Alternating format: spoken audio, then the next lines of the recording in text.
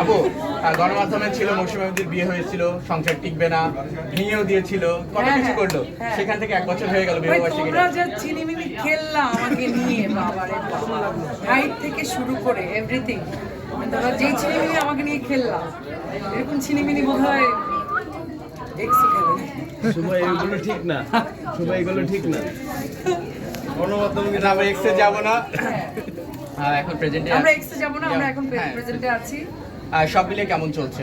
সব মিলিয়ে খুবই ভালো চলছে। অ্যানিভার্সারি বারবার বলতেছি, অ্যানিভার্সারি খুবই ভালো গেছে, ডিফারেন্ট অ্যানিভার্সারি গেছে। আমরা আসলে অ্যানিভার্সারি বলতে আমরা টিপিক্যালি ওইভাবে কোনো কিছু পালন করি। কেকও বোধহয় কাটি।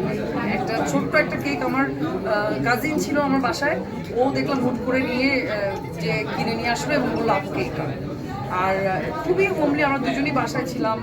আমাদের ফ্যামিলিতে একটা বিয়ে ছিল, ওখানেই ব্যস্ত ছিলাম বেশি, এই জন্য আসলে অ্যানিভার্সারিতে আমরা এমনি বাসায় ছিলাম, মজাই করছি, অনেক মজা। সর্বশেষ অ্যাওয়ার্ড পেলেন, কেমন লাগছে? আর অ্যাওয়ার্ড পেতে কেমন লাগে কাজের জন্য?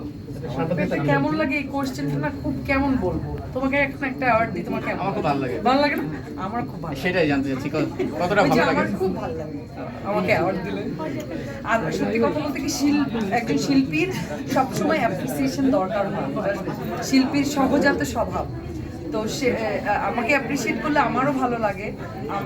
আমার মনে হয় সব শিল্পীকেই অ্যাপ্রিসিয়েট করলে তার ভালো লাগে। তার উপরে যদি কোনো স্পেশাল কাজ, যেই কাজটা একটু স্পেশাল থাকে, তো সেই কাজের জন্য পুরস্কৃত হওয়া, ওইটা আরও অন্যরকম অনুভূতি। এবং আমি খুবই খুবই খুবই কৃতজ্ঞ যে আমি এই অ্যাওয়ার্ডটা আমি পেয়েছি এবং আমাকে যে রেকগনাইজ করা হয়েছে অভিনেত্রী হিসাবে, এই জন্য আমি খুবই খুবই খুবই happy. Thank you so much. Thank you.